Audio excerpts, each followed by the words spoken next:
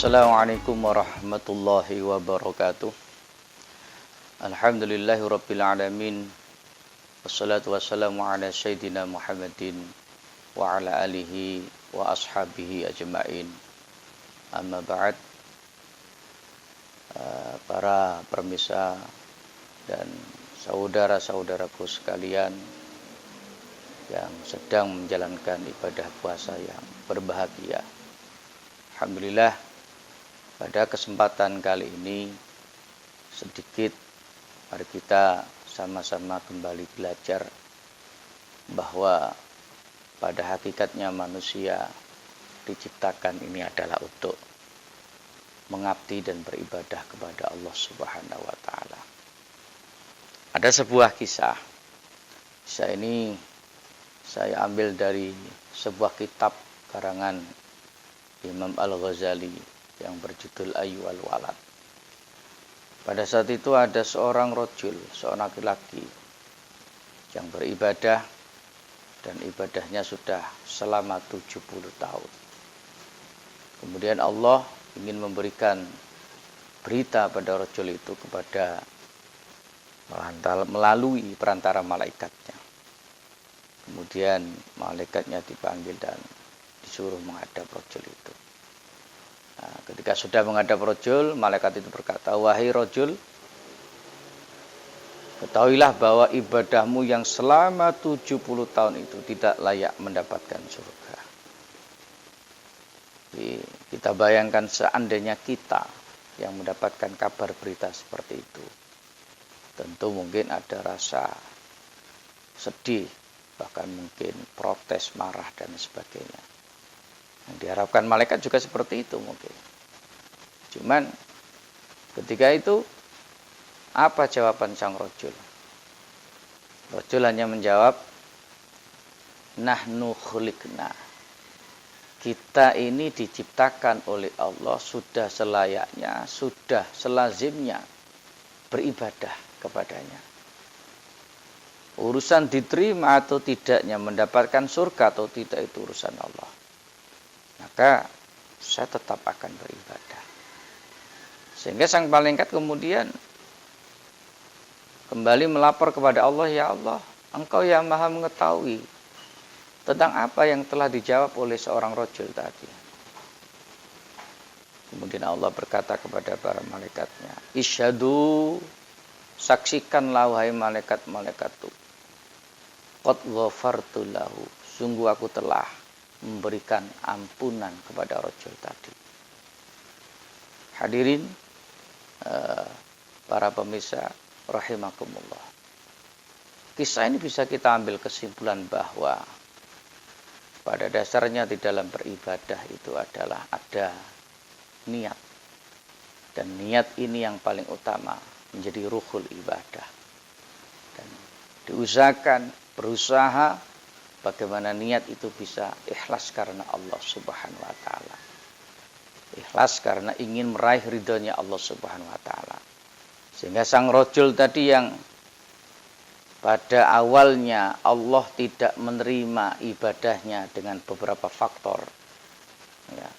Tapi kemudian ketika diberikan kabar itu kepada rajul, ternyata jawabannya rajul adalah bahwa saya adalah seorang hamba yang menjadi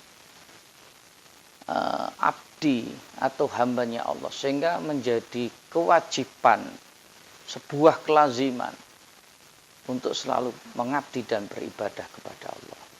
Nah, di sini tingkat tinggi ilmu keikhlasan sang rajul tadi. Maka kita harus tahu bahwa tingkatan beribadah itu ada 3 macam menurut sahabat Abu Bakar As-Siddiq. Ya.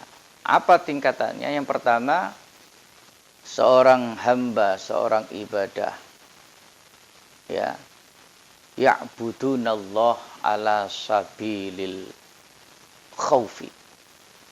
Beribadah kepada Allah karena rasa takut. Karena rasa takut kepada Allah Subhanahu wa taala. Dan ini ya dibolehkan saja. Boleh, tidak masalah. Cuman kan nanti ada tingkatan-tingkatan yang tentu tingkatan itu ada yang paling rendah, ada pertengahan, ada yang tingkatan kelas tinggi. Ya. Ketika orang beribadah karena rasa takut, ya, karena mungkin ada seorang meninggalkan ibadah dan tidak beribadah, ya, karena rasa takut nanti kalau saya tidak beribadah, maka diancam dengan nerakanya Allah, diancam dengan siksanya Allah. Sehingga timbul semangat keinginan untuk selalu beribadah. Karena ketika dia tidak beribadah, maka akan disiksa oleh Allah. Disediakan neraka oleh Allah Subhanahu wa taala. Dan ini boleh. Silakan saja. Kemudian yang kedua adalah ya'budunallah ala sabilil rojai, ala sabirir rojai. Beribadah kepada Allah atas jalan karena mengharapkan sesuatu yang sudah dijanjikan oleh Allah Subhanahu wa taala, yaitu surga, pahala dan sebagainya. Sehingga ada orang yang beribadah semangat karena nanti saya kalau ibadah begini akan mendapatkan surga. Kalau laki-laki nanti di surga mendapatkan bidadari dan berbagai macam fasilitas yang Allah janjikan. Dan ini boleh, ya. Semisal ketika kita menyuruh anak kecil saja, nah, tolong belikan sesuatu, minyak goreng ke apa, ke warung.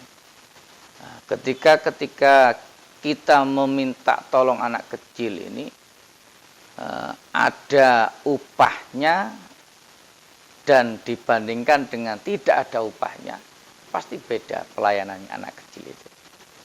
Kalau umpamanya tolong nak belikan ini, ya, tanpa ada penghargaan, ya dia belikan, cuman ya biasa saja dia lakukan. Tapi ketika dia lakukan begini, nak tolong belikan minyak goreng umpama, itu angsul 10.000, angsul 15.000, itu untuk kamu, untuk beli jajan kamu, beli bonbon, beli es dan sebagainya. Pasti semangat anak itu, ya, karena ada motivasi, ya. Atau boleh jadi ketika dia tidak mau belikan diancam, awas kalau kamu nggak belikan nanti ada hukuman, ada sanksi, karena yang merintah adalah orang tuanya dan sebagainya. Maka dia lakukan dengan rasa takut, kalau nggak dilakukan dapat hukuman. Nah ini kita introspeksi diri saja, di mana kita berada ketika kita menjalankan ibadah. Nah yang terakhir, ya'budunallah ala sabilil hubbi, beribadah kepada Allah atas jalan rasa cinta atau mahabbah. Ini yang luar biasa, ya. Di ketika orang itu ada rasa mahabbah, rasa cinta, ya, kepada Allah, maka dia melakukan apapun ya karena dasar ingin meraih ridhonya Allah, karena memang dia cinta kepada Allah. Semisal ada dua pasang kekasih atau satu pasang suami istri yang barusan nikah. Ini pengalaman pribadi juga bisa itu, ya. Ketika mungkin saking gemesnya, ya, sang istri atau sang pasangan perempuan mencubit, ya, kepada suaminya, bahkan cubitan itu sampai gosong karena saking gemesnya. Itu coba ditanya, sakitkah mas? Sama sekali tidak sakit, bahkan terasa nikmat. Padahal sampai gosong itu tangan, dicubit, rasa sakit hilang menjadi rasa senang, bahagia. Begitu juga kita sebagai hamba, ya. Kadang-kadang Allah itu berbagai macam cara untuk menguji hambanya. Kalau hambanya itu betul-betul ada rasa mahabbah kepada Allah Subhanahu wa ta'ala, apapun yang ada dia jalani dengan enjoy, dia tawakal, berserah diri kepada Allah Subhanahu wa ta'ala. Sehingga insya Allah dengan 3 hal itu kita pilih yang mana.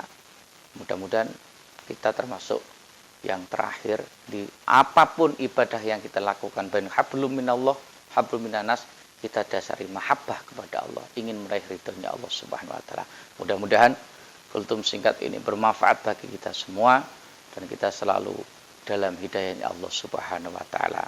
Selamat berbuka bagi warga Kota Muntang. Mudah-mudahan puasa kita semua diterima oleh Allah Subhanahu wa taala. Kurang lebihnya mohon maaf akhiran.